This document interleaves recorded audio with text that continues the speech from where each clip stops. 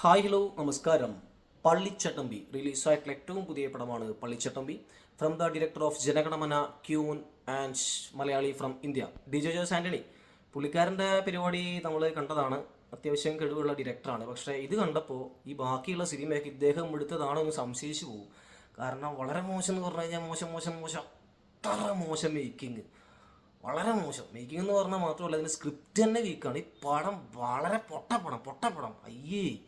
ടോവിനോ തോമസ് കാലങ്ങൾക്ക് മുമ്പ് ഒരു ഫേസ്ബുക്കിൽ ഒരു പോസ്റ്റ് ഇട്ടിരുന്നു, എൻ്റെ ലൈഫിൽ ഏറ്റവും വലിയൊരു ഡ്രീം പ്രൊജക്റ്റ് ഇതാ വരാൻ പോകുന്നതൊക്കെ പറഞ്ഞുകൊണ്ട്. അതുകൊണ്ട് ടോവിനോ തോമസിൻ്റെ ഈ ആരാധകർ മാത്രമല്ല, ടോവിനോ തന്നെ ഒരുപാട് പ്രതീക്ഷയോടെ കാത്തിരുന്ന പടമാണ് ഈ പള്ളിച്ചട്ടമ്പി. പക്ഷേ വളരെ വീക്കായിട്ടുള്ള പടം. റൈറ്ററായിട്ടുള്ളത് സുരേഷ് ബാബുവാണ്. പുള്ളിക്കാരൻ്റെ സ്ക്രിപ്റ്റ് തന്നെ, അദ്ദേഹം പഴയ റൈറ്ററാണ്. അദ്ദേഹത്തിൻ്റെ പടങ്ങളെല്ലാം പൊട്ടപ്പടങ്ങളാണ്. ഒരു ശരാശരി ഒന്ന് രണ്ട് സിനിമകളല്ലാണ്ട് ബാക്കി അദ്ദേഹം എഴുതിയിട്ടുള്ള സ്ക്രിപ്റ്റൊക്കെ ഭയങ്കര വീക്കുമാണ്. ശ്രീജിത്ത് സാറിങ്ങനെ പോലെയുള്ള നല്ല ഒരുപാട് കെടുവുള്ള എഡിറ്റർ ഈ സിനിമയിലുണ്ട്. എന്താ കാണിച്ചു വെച്ചേക്കണത്? ഭയങ്കര മോശം. ടിജോൻ്റെ DOP മോശം, എഡിറ്റിംഗ് ഒക്കെ ഭയങ്കര പാളിച്ചകൾ. 830 കാലഘട്ടമാണ് ആദ്യം പറയാൻ ശ്രമിച്ചിരിക്കുന്നത്. കാരണം ഈ പള്ളിച്ചട്ടമ്പി എന്നുള്ള ക്യാരക്ടറിനെ ഡെവലപ്പ് ചെയ്യണം. ടോവിനോ തോമസിൻ്റെ ഒരു ക്യാരക്ടറെ ഡെവലപ്പ് ചെയ്യാൻ വേണ്ടിയിട്ട് ഇവർ 800 കാലഘട്ടം കാണിക്കുന്നു. അവിടെ കുറച്ച് ഫ്ലാഷ് ബാക്ക്, അത് പല പടങ്ങളിൽ നിന്ന് എടുത്ത ഒരു റെഫറൻസാണ് ഈ സിനിമയിൽ ഉപയോഗിച്ചിരിക്കുന്നത്. അത് തന്നെ ഭയങ്കര മോശം. ഈ സിനിമയിൽ ഇടയ്ക്കിടയ്ക്ക് ഫ്ലാഷ് ബാക്കിനെ കാണിക്കുന്നുണ്ട്. ഇതിൽ നമ്മുടെ TG രവി, വിജയരാഘവൻ, അതുപോലെയുള്ള ഒരുപാട് ആർട്ടിസ്റ്റുകൾ വേറെ സിനിമ, സുദീപ് കരമന, കുറേ ആക്ട്രസ് സിനിമയിലുണ്ട്. കൈഡും ഒക്കെ ഭയങ്കര മോശം. അയ്യോ, ആ സോങ് മാത്രം കൊള്ളാം. ടോവിനോ കൈഡും തമ്മിലുള്ള കെമിസ്ട്രിയൊക്കെ ഭയങ്കര വീക്കാണ്. പിന്നെ ടോവിനോ തോമസ് പ്രത്യേകിച്ച് ഇതിലൊരു അഭിനയിക്കാൻ അങ്ങനെ അഭിനയിക്കേണ്ട ആവശ്യമൊന്നുമില്ല. പുള്ളിക്കാരൻ്റെ ഒരു ആക്ഷൻ മൂഡ് പിടിക്കുന്നൊരു പടമാണ്.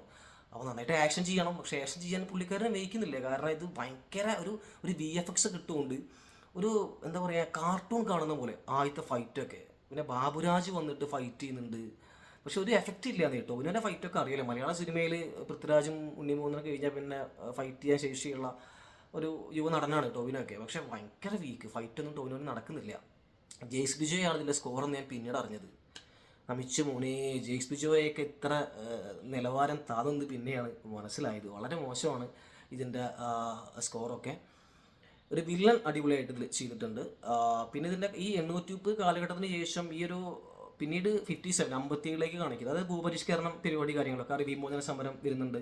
ഒരു കമ്മ്യൂണിസ്റ്റ് വിരുദ്ധത ആ കാലഘട്ടത്തിൽ ഉണ്ടായിരുന്നത് ശരിയാണ്. EMS ഒക്കെ രാജിവെച്ചിട്ടുള്ള ഒരു കാലഘട്ടമാണ്.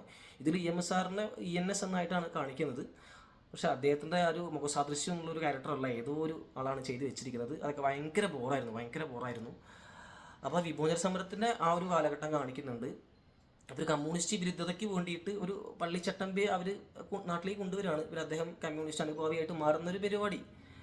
അത് തന്നെ ഭയങ്കര വീക്കാണ്. സ്ക്രിപ്റ്റ് തന്നെ ഭയങ്കര വീക്കാണ്. മേക്കിങ് വളരെ മോശം മേക്കിങ്. ഡിജോ താനി പൊട്ടത്തുള്ള മേക്കിങ്, വൃത്തിയായിട്ട മേക്കിങ്. ഭയങ്കര മോശം പടം. പിന്നെ ഇതിൽ നമ്മുടെ ക്യാരക്ടറുകളെ ഡെവലപ്പ് ചെയ്യാനായിട്ട് ശ്രമിക്കുന്ന രീതികൾ, അതായത് ഇപ്പോൾ ഈ ആക്ട്രസ് ആണെങ്കിൽ ആക്ട്രസും ടോവിനോ തമ്മിലുള്ള ഒരു കെമിസ്ട്രി ഡെവലപ്പ് ചെയ്യാൻ വേണ്ടിയിട്ട് അവർ തന്നെ ഓരോ സീനുകൾ ഇടുകയാണ്. കൈഡിൻ്റെ ഒക്കെ ഡബ്ബിങ്, ഇതിൻ്റെ അഭിനേതാവ് പുള്ളിക്കാരത്തെ ഡബ് ചെയ്തിരിക്കുന്ന ഏതാ അറിയില്ല. ലിപ്സിംഗ് ഒന്നും വരുന്നില്ല, ഏതോ ഒരു ഡബ്ബിങ്ങും ചെയ്തിട്ട് ഒരു കൈഡ് അത്യാവശ്യം ഒരു അടിപൊളി സ്റ്റാർഡുള്ളൊരു ആളാണ്, മലയാളി അല്ലെങ്കിൽ പോലും.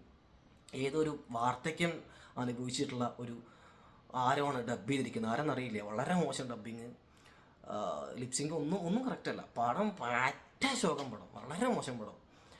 ഇതിലൊരു പ്ലസ് പോയിന്റ് എന്നുള്ളൊരു ക്യാമിയോ ഈ സിനിമയിൽ വന്നിട്ടുണ്ട്. അത് ഓൾറെഡി ഇന്നലെ പുറത്തു വിട്ടു. വേറെ ആരുമല്ല, പൃഥ്വിരാജാണ്.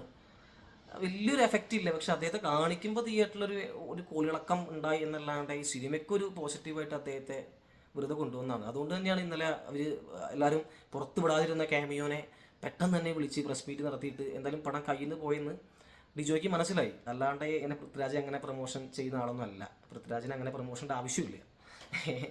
അദ്ദേഹത്തെ വിളിച്ച് വരുത്തി വെറുതെ നാണം കെട്ട് വിട്ടു. ഡിജോനുള്ള കമ്മിറ്റ്മെൻറ്റോട് ചെയ്തായിരിക്കാം. പിന്നെ അങ്ങനത്തെ ഒരു പടം, ഭയങ്കര മോശം പടം, പ്രത്യേകിച്ചൊന്നും പറയാനില്ല. ഇതൊരു സീൻ എന്ന് പറയുന്നത് നമ്മുടെ ഉമ്മൻചാണ്ടി സാറിൻ്റെ ആ ഒരു കാലഘട്ടത്തിൽ, അതായത് 57 അറിയാമല്ലോ, നമ്മുടെ കേരള KSU ഒക്കെ ഉള്ള ആ ഒരു പരിപാടി. ആ സമയത്ത് അദ്ദേഹത്തിൻ്റെ ഒരു ഏജ് അറിയാലോ. ആ സമയത്തൊരു വിജയരാമൻ സാറുടെ ഡയലോഗ് ഉണ്ട്. അപ്പോൾ ഇദ്ദേഹത്തെ പേര് ചോദിക്കുമ്പോൾ ഇദ്ദേഹം പറയുന്നുണ്ട് ഇങ്ങനെ ഒരു തൊമ്മൻചാണ്ടി എന്തൊരു പറയുന്നത്. അത് ഭയങ്കര രസമുള്ള സീനായിരുന്നു കേട്ടോ. ആ ഒരു സീൻ ഭയങ്കര രസമായിരുന്നു. ബാക്കിയുള്ളതൊക്കെ ഭയങ്കര മോശം. ഇതിൽ അഭിനയിച്ചിരിക്കുന്ന ആർട്ടിസ്റ്റുകളായാലും TG രവി ആയാലും വിജയരാഘവൻ ആയാലും ഒക്കെ വളരെ ഒരു ഫാൻറ്റസി ഡ്രാമ എന്നൊക്കെ പറഞ്ഞിട്ട് ഒരു പീരിയഡ് ഡ്രാമ എന്ന് പറഞ്ഞ പീരിയഡ് ഡ്രാമയുടെ പേര് കളയാൻ വേണ്ടി കാട്ടിക്കൂട്ടിയിട്ടുള്ള കുറേ പേക്കൂത്ത് എന്നല്ലാണ്ട് വളരെ മോശം. അത് ഈ പടം ആകെ 2 മണിക്കൂറിൽ കുറച്ചധികം ഉള്ളൂ, 2-2.5 മണിക്കൂറേ പടമുള്ളൂ. ഈ കാലഘട്ടത്തിൽ 3 മണിക്കൂർ 4 മണിക്കൂറിലെ പടങ്ങൾ ഇറങ്ങിക്കൊണ്ട് സിമ്പിളായി നമുക്ക് കാണാൻ പറ്റും. ഇത് 2-2.5 മണിക്കൂറിലെ പടം കണ്ടു കഴിക്കാൻ പെട്ട പാട് എൻ്റെ പൊന്നേ, വളരെ മോശം പടം, വളരെ മോശം പടം. Sorry, thank you.